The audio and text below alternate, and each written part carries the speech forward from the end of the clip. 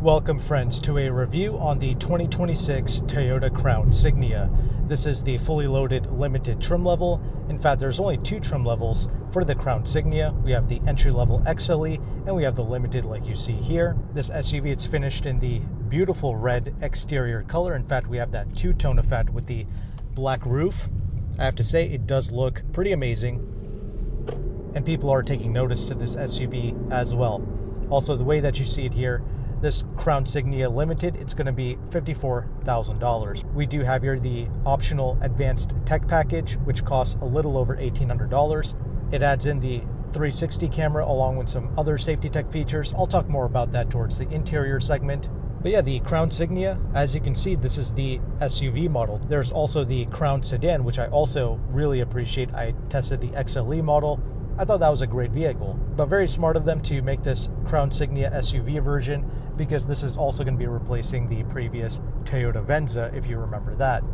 And many reviewers and even owners like to claim that the Crown Signia is really a Lexus in disguise. Well, we'll see about that as we go through this review. So let's get started here with the driving segment. Okay, the Crown Signia, it's got the naturally aspirated 4-cylinder engine, made it to this hybrid battery system. It has a total system output of 240 horsepower. It does 0 to 60 in about 7.1 seconds. It's plenty quick for the real world. Not even remotely an issue. And what I like about the Crown Signia is the engine bay, it's pretty refined actually. It's decently insulated.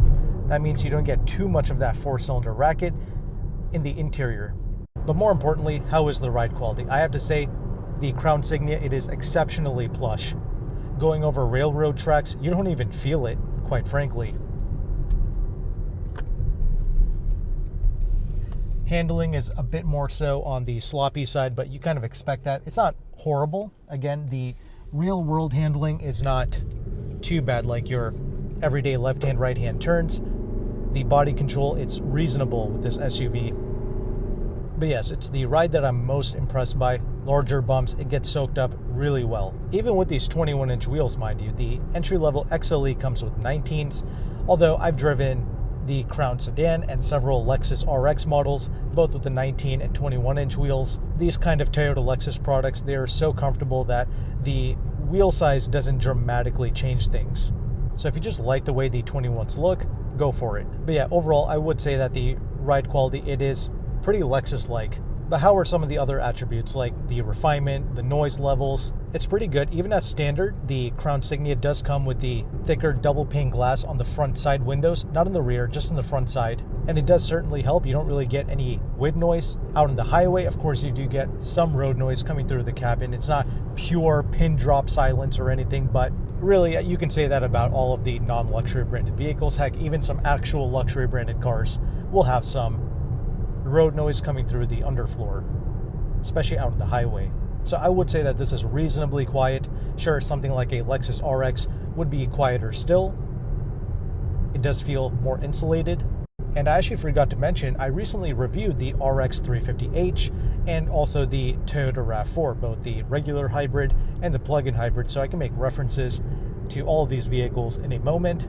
Also, regarding the Crown Signia's brakes, I am pretty impressed with that as well. You have some good stopping power, but the brake pedal, it does require some travel, which is fine. It makes it easy to modulate in everyday traffic. Now, going back to the highway performance, I was doing a very high speed out on the highway. I did notice that the wind does sort of persuade the Crown Signia a little bit more than what I would like, but that's really truly at very high speeds. If you keep it at like 75, I mean, you're fine. Again, we can nitpick this vehicle's at-limit performance all day long, but again, we all know that the average person buying this is never going to exploit this vehicle to those levels, and there's no point. There's absolutely no satisfaction in that. In fact, I even had this vehicle into its sport mode, and it just becomes so uncharacteristic, right? You want this to be a luxurious, comfortable cruiser, so those types of cons are not a big deal to me. Again, everything that you need this SUV to do on a daily basis, it executes pretty well. I would say the one true con that I noticed, which is not very Lexus-like, it's going to be the ride quality and in general feeling over uneven terrains, undulations, and bumps of that nature. You do notice more side-to-side head motions and body motions going on. That feeling is a bit more pronounced with this Crown Signia. Not even the RAV4 really has that, and the RAV4 also maintains a rather plush ride quality as well for 2026. And of course the Lexus RX, you don't really notice that type of a feeling in the RX at all. And I would also say that the RX feels a bit more buttoned up and polished regarding its handling qualities as well. I mean, why does that matter? It just adds to the refinement, the smoothness, and also the in general confidence that you have behind the wheel. So you might say and think that, oh, handling doesn't ever matter. That's not true. Like, you do want some good handling qualities for sure. It does help out, even in the refinement and the luxurious nature of the car. Now, am I saying that the Crown Signia is bad? Absolutely not. Once again, this is an easy recommendation. I've been really satisfied with this SUV in the real world. It is very calm, very chill, and very satisfactory to daily drive. Again, just leave it into its normal mode and you'll be really happy with this SUV. Now, should you just automatically cross the RAV4 off your list? I don't think so. Actually, I really enjoyed driving the RAV4. Despite some of the crudeness, that vehicle has a certain character and a satisfaction about it. It just maintains that Toyota charm. Things like the Corolla, the Camry, the RAV4, they all have like that traditional Toyota charm and feel about it that just makes it like kind of fun and enjoyable to drive. They all have like this lighthearted nature about it. This Crown Signia is just trying to be a bit more serious. Again, trying to blur the line between a Toyota and what a Lexus is. So it kind of loses some character. A weird statement, probably like 80-90% of people don't care. However, for the 10 to 20% who do, I mean, yeah, maybe consider test driving the RAV4 as well. I really enjoyed driving it. And those who have deeper pockets, should you just upgrade to the Lexus RX? Honestly, that's not a bad play. I do still think that the RX is better than this Crown Signia, despite what other reviewers might say or how they might title their videos. This is a very good SUV, but not quite on the level of the RX. Again, doesn't cost nearly as much as an RX either. A fully loaded RX 350h, it can push like 70 Gs for a luxury trim level. This is 54 grand fully loaded with the two-tone paint and all of that. Not to mention, you can actually get some discounts on this Crown Signia. If you want to learn more about that, I'll have a separate video linked in the description box below. But yeah, that's really the true edge that the Crown Signia has over even its other Toyota peers, like the RAV4, for instance. And the other big pro that the Crown Signia has going on, it's going to be the fact that the entry-level XLE comes really well equipped. In fact, that is the model that I personally recommend. Regardless of that, let's now transition into the interior segment now.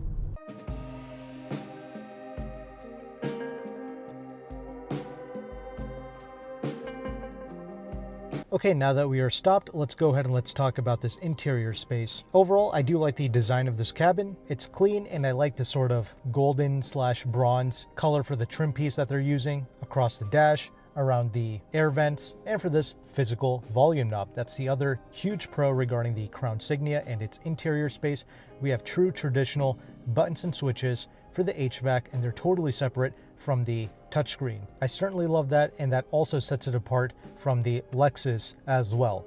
Lexus only gives you like 2 large dials to control your temperature, and that's about it. Everything else, it's going to be in the touchscreen. And the new RAV4 was also redesigned, and that also features less buttons. So if you appreciate this, there you go. And I mentioned just how good of a value the XLE is. Well, the XLE trim level also comes standard with things like the heated and ventilated front seats, the heated steering wheel, and it also comes standard with the leather seats. So that's the other impressive thing regarding the Crown Signia. Even the XLE, it has the leather seats. The RAV4 doesn't really come with that, and the Lexus RX does not come standard with true leather seats. You get the New Lux seats with most models. Again, might not be a big deal to some, but these are some good luxury touches. When you get inside the cabin, you do get that subtle leather aroma. We do have here the black interior with this limited test model, but we do have like this golden bronze piping and accenting throughout the seats. Looks great in my opinion. However, I must say that the solidity of this cabin, it's not nearly as good as the Lexus RX, especially for 2026. I've noticed that a lot of these new Lexus interiors, they truly have a solidity level that rivals Audi, and that is big praise for the Lexus vehicles. This is not quite on that level, but it's not bad either. The doors feel reasonably substantial, and as mentioned before, we do have that thicker double pane glass being used on the front side windows here. And of course, for the limited trim, they are going to be gatekeeping this JBL audio system. This is not available on the XLE trim. You do have to step up to the Limited, and the JBL is good. It's a good, strong, powerful system. I wouldn't say that it's the absolute top tier audio or it's even on the same level as the Mark Levinson, but it's good. I think most people will be satisfied with how strong and punchy this JBL feels. That being said, I tested the regular XL e-trim level Crown sedan, and that also had a decent audio system as well. That's another reason why I just recommend going with the XLE. It just comes so well equipped. Really, the Limited, what it adds is things like the digital rear view mirror, which is helpful, I'm not gonna lie, when you have the trunk full of items and you can't see out the back. It's a good feature to have. And also this pano moonroof, that's gonna be bespoke to this Limited, and the JBL audio system, as I mentioned before, and there's some other features that only the Limited comes with as well. Anyway, we do have a full digital gauge cluster here, the infotainment system, that's still rather easy to use. The armrest space, it's pretty good. However, the glove box, not so much, especially when you have the books in there. That's going to take up all of the glove box space. Now, we do have a wireless phone charger here. We have 2 cup holders. They're not super large or anything, but it's there. The door pockets, they have a much larger bottle holder. And one thing I really appreciate about the Crown Signia, it's the fact that they're not using the piano black plastic. They're using more of a metallic gray finished material. A very good choice. I get why car companies want to utilize glossy finishes. They just want to break up a lot of the matte finishes throughout the interior, like the leather and the plastics. So I get it, but at least with this metallic finish, it doesn't look as nasty as some of the piano black finishes. So well done there. We also have 2 USB-C ports. We have the garage door home link here. And regarding the rear seats, I am 5'11". Of course, getting in and out of this SUV, that's not a problem. And the rear legroom, it does look good, but I have to say, because the tow room isn't quite that lavish, meaning the front seats are mounted a bit lower, so you can't really slide your feet underneath the front seats. Due to that, it does kind of prohibit the rear legroom, which is unfortunate. Toyota just raised up these front seats a bit more. That would help out tremendously, but it's okay, it's not bad. The seats are still rather comfortable. We do have the heated rear seats as well, but actually even the regular XLE Crown Signia comes with the heated rear seats as well. And you do have your air vents back there. And the cargo capacity, it's good. It's about 25 cubic feet. However, strangely enough, the XLE trim level gets an additional cubic feet of space. I don't know how or where that's applied, but regardless, on a spec sheet, that's what it says. It could be a mistake. But you know, on paper, like the Toyota RAV4, it's got about 33 or 34 cubic feet of cargo capacity, so more than this Crown Signia. But in reality, what we have here is really good because it's a usable amount of space. It's rather wide, and you can of course fold down the rear seats as well. So it's still a very practical vehicle. In fact, this has almost more of like a wagon shape to it. It looks rather elongated, and I love it. It's a beautiful looking SUV. I appreciate the design. It's very stylish, and this is still going to be plenty practical for most families. However, something to note is with the Crown Signia, you don't really have a spare tire here. The RAV4, even the plug-in hybrids, came with a spare tire. This does not have that. Maybe you can buy one separately, but again, that's just an additional cost that you have to take on. But regardless, that's my look at the interior space. Let's go ahead and let's conclude this review now.